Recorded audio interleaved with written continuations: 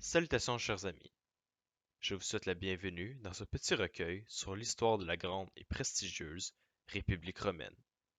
Dans cette vidéo, vous serez exposé à trois facettes de cette nation, soit l'organisation militaire, la structure politique et finalement les événements importants. Bon visionnement.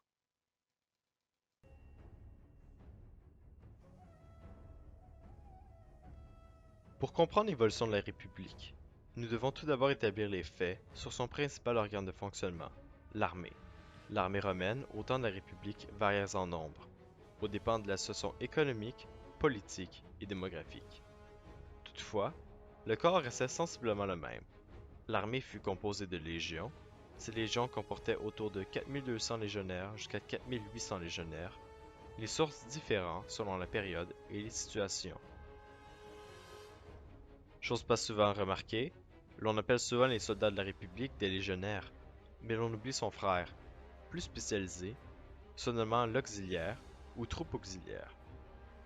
Ces hommes ne sont simplement pas considérés comme légionnaires car ils n'ont pas la citoyenneté romaine requise pour en exercer le métier. Venant de contrées lointaines de la République, certains se fusionnent à l'armée romaine avec les habiletés de leur culture.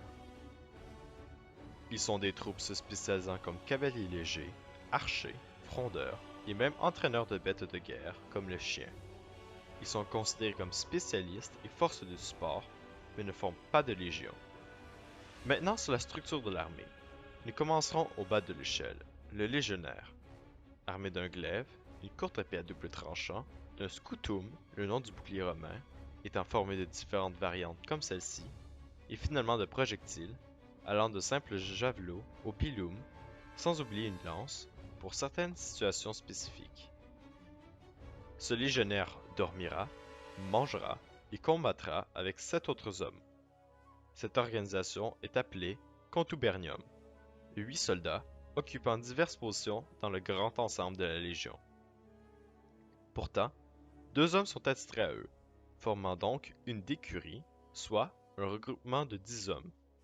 Ils assurent de nourrir et de se soucier de tous les problèmes que les légionnaires ont, comme par exemple le transport du matériel, lors du changement de camp, et diverses tâches importantes à une bonne conduite du légionnaire en combat. Ces 2 hommes ne font pas partie du corps combattant, donc ne seront plus comptés dès ce moment. Progressant vers l'organisation supérieure, une centurie, composée de 10 contuberniums. Centurie?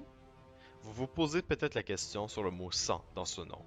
Il n'est pas faux car cela inclut les 2 hommes attitrés à chaque contubernium, donc 20 en tout, donnant un total de 100 hommes, ici provenant le nom. Une centurie comporte un tesserarius, un homme de plus dans la centurie, qui s'occupe de la sécurité et des tours de garde la nuit autour du camp. Un porte-étendard est attitré à la centurie, suivi d'un second au commandement de la centurie appelé optio. Le tout est gouverné par le centurion. 6 centuries forment ainsi une cohorte, qui elle, en paquet de 10, s'appelle une légion. Cette légion peut être accompagnée d'un régiment de cavalerie légère, communément appelé Equites Legiones, ou cavalerie de légion en français. Ils ont la tâche d'éclaireurs, de messagers et de troupes de frappe lors des batailles. Il est important de noter que la première des 10 cohortes formant une légion est doublée, soit une double cohorte comportant des centuries de 160 légionnaires au lieu de 80. Ces doubles centuries sont dénombrées à 5 et comportent 800 hommes au total. Leurs centurions sont nommés primi ordines et le plus expérimenté d'entre eux se nomme primus pilus. Ordonnant la légion dans l'ensemble, le préfet de camp organise la légion et son retranchement. Vient ensuite le dénommé commandant ou le légat, qui est un meilleur terme.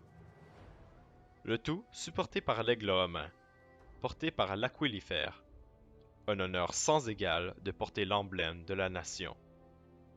Plusieurs autres petites structures viennent mélanger comme les cohortes urbaines, qui étaient attribuées à Rome comme rôle de policier et même pompier à l'occasion.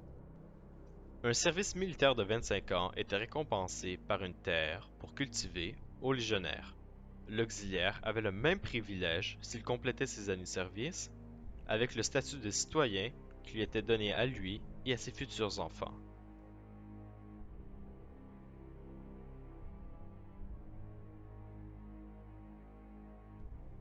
Maintenant au sujet de la structure politique. Nous nous attarderons plus particulièrement au Sénat et au fonctionnement de cette dernière. Pour commencer, le Sénat fut établi avant la République et persiste même à l'âge médiéval. Le mot Sénat provient du latin senatus, qui veut dire Conseil des anciens. Ce mot prend ses origines au latin senex, voulant dire vieux ou vieil homme. Il est primordial de s'attarder à l'étymologie, car c'est une base pour comprendre le Sénat, qui est formé de sénateurs, choisis à l'âge minimal de 30 ans, devenant ainsi sénateurs toute leur vie. Le Sénat est donc composé de 300, 600 et même 900 hommes, dépendant des époques. Ces hommes remplissent divers rôles dans la République, ayant tous un vote pour les différents décrets ou décisions à mener. On y compte des légats, les commandants des légions, des hautes figures religieuses, des questeurs, hommes chargés de taxes et finances, et bien d'autres sénateurs effectuant diverses fonctions à Rome. Les pouvoirs du Sénat étaient puissants lors de la République. Ils pouvaient même élire un dictateur dans les situations les plus périlleuses. Ce dictateur avait un contrôle absolu de la République pour 6 mois. Il devait remettre le pouvoir au Sénat et à la population après son soi-disant mandat. Cette mesure était appliquée pour sauver Rome de tout danger imminent et de la bureaucratie du Sénat qui aurait pu ralentir toute progression à éliminer le problème. Plus sera expliqué en détail dans la 3e section. Le Sénat est aussi composé de consuls, 2 hommes élus par la citoyenneté romaine. L'un est chargé des affaires internes de la République et l'autre des campagnes militaires. Ils sont élus pour 1 an et ont un très grand pouvoir d'influence. Par contre, ils ne sont pas sans opposition des sénateurs, jugeant toute action faite. Après leur année complétée, ils rejoignent les rangs d'ex-consuls qu'ils garderont toute leur vie au Sénat. Cependant, si la population les réélise, ils conserveront leur pouvoir qu'ils détiendront pour une autre année. Certains d'entre eux firent 7 mandats, la limite très nébuleuse, sinon inexistante. Pour passer des décrets, le consul administrant les affaires internes peut, avec l'aide de ses supporters au Sénat, faire face à l'Assemblée publique, démontrant le décret, et vers la fin des orations, le peuple fait un vote. Cela conclut les bases rudimentaires de la structure politique, et ainsi la 2e portion de cette vidéo.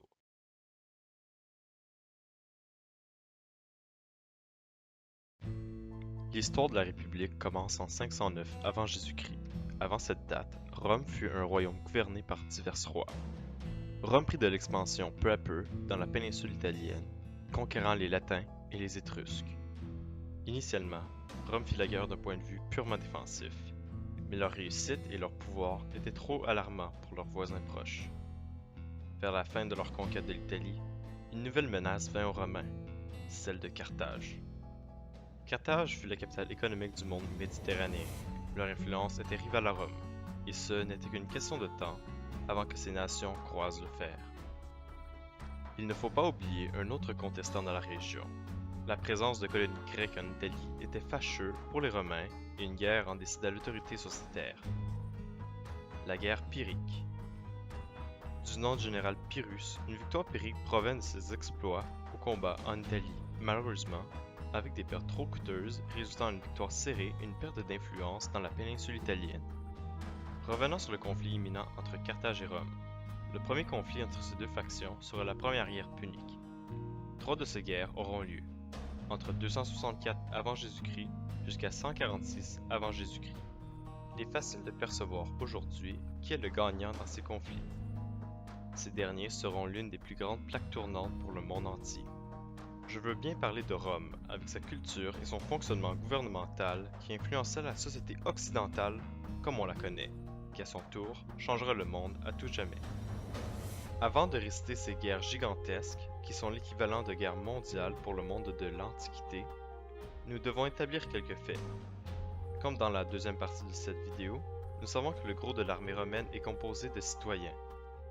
Les Carthaginois, de leur part, employèrent une différente manière. Ils utilisèrent une grande portion de leur armée de terre comme mercenaires. la plupart venant de Numidie et quelques Grecs et Italiens.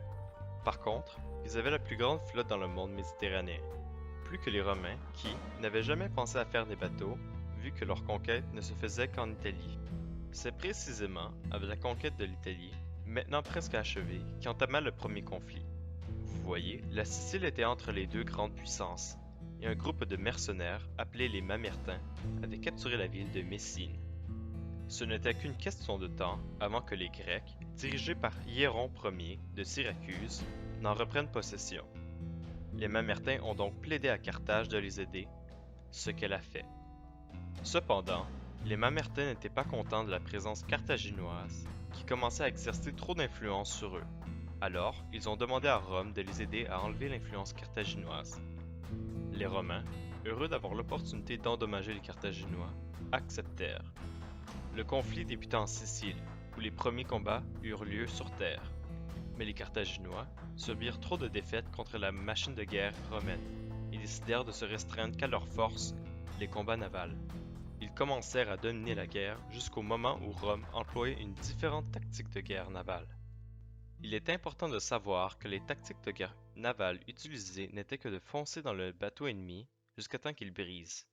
Et vu le peu de navires que les Romains possédaient face aux forces de Carthage, il fallait changer de stratégie. Ils employèrent la tactique d'aborder les navires avec leurs légionnaires, ainsi capturer le bateau au lieu de le détruire, donnant de plus en plus de bateaux sous l'étendard romain. La guerre dura 23 ans et se termina avec la résignation de Carthage, donnant le contrôle total de la Sicile aux Romains. Une autre guerre se passa entre la première et seconde guerre punique. Elle s'appela la guerre des mercenaires et donna le contrôle suprême de Rome en eau méditerranéenne, en donnant la Sardaigne et la Corse. Maintenant, attardons-nous sur la seconde guerre punique, celle qui est la plus critique pour Rome et Carthage, celle qui aurait pu basculer le monde sur un tout autre angle. Après la première guerre punique, Hamilcar Barca, un général carthaginois, sut expandre la nation en conquérant une grande partie de la péninsule ibérienne, aujourd'hui l'Espagne et le Portugal. Il y fondit plusieurs colonies. Ce général restaura le peu de puissance que Carthage posséda, mais ce sera son fils qui sera défier Rome. Hannibal Barca fut imprégné dans la haine de Rome que son père ressentait et s'est donné l'objectif de réduire Rome en cendres. Il aura presque accompli son objectif, mais Carthage était trop faible, et combattant sur trop de fronts en même temps, Carthage ne pouvait plus repousser les légions romaines en Afrique lorsque Hannibal était en Italie. Il passa par les Alpes avec des éléphants de guerre et vainquit les Romains dans plusieurs affrontements. La plus fameuse d'entre elles était la bataille de Cannes. L'histoire d'Hannibal est héroïque et en même temps tragique. Ainsi, la seconde guerre punique se termina encore avec une défaite carthaginoise. Elle dura 17 ans et assura la défaite de Carthage encore une fois lorsque la troisième et dernière guerre punique débuta, où les Romains assiégèrent Carthage même et rasèrent la ville en 17 jours. Ce dernier conflit dura 3 ans. Après ces événements, Rome n'était plus la même. Elle contrôla une bonne partie du monde connu et fit quelques conflits contre les Grecs et les Macédoniens.